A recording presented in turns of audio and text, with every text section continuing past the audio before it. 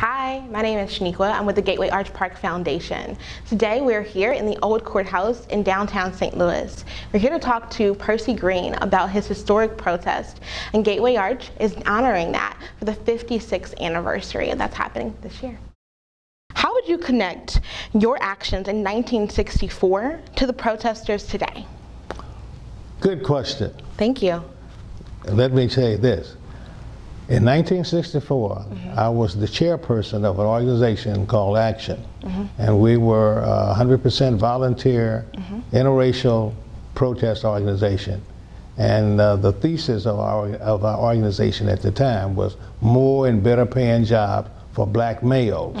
And we had to emphasize black males because the tactic that the white power structure used at that particular time was that whenever there was a question about fair employment, the power structure would immediately hire a black female and put out front and play that public relation game as if, we are hiring blacks and whatnot. So we had to put the emphasis on black males.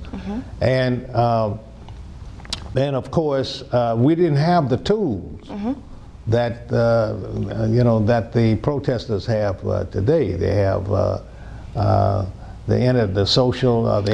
Yeah, social media. And that social media is powerful. It is. I wish I had it at the time. I know, right? But during that particular time, we did very well with what we had because we had to play jujitsu with the news media. We had to create situations and circumstances whereby that we felt that would be interesting for the news media to come out and cover. And we discovered that whenever we informed the news media that there would be an arrest situation or likely an arrest situation, boom, they would be responsive. They would be responsive. And consequently, that was our technique in order to get whatever coverage that we got. But in terms of the protest, I'm one that very much supportive of the protest of today. Very, very needed, of course. I mean, racial discrimination hadn't left us or whatnot, and there are reasons why. And I'd like to share the reason why.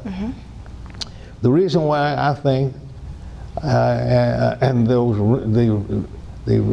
whatever membership that we still have of our organization back in the day, we strongly feel as if that the reason why racial discrimination exists is because it is beneficial to somebody. It's profitable to someone. And we think that those benefits are seen in at least three areas.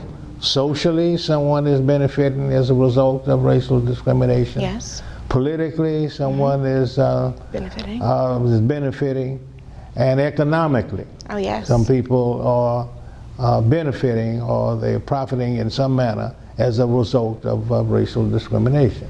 And so, therefore, we think that until the demonstrations become so intensified whereby it is no longer beneficial to anyone. In other words, if racial discrimination become a liability rather than an asset, it will disappear for all practical purposes. Good point. Good point. I mean, it's interesting to think about the things you were protesting about in 1964 are still going on now. You were protesting for fair hiring practices of black males, because black females were being hired, but not black males, and that still continues on today, and how necessary your work was then and how necessary it is now. Exactly. That's the reason why I'm still involved. Yeah. You know, after all of these many years, I'm still an active participant in various ways of support. Definitely. Or counseling their younger set who wants to know what it was like back then, sharing with them the strategies and tactics that we used back then, and how to be able to monitor the activities once you engage, you know. And then, of course, it's a matter of being effective, you know.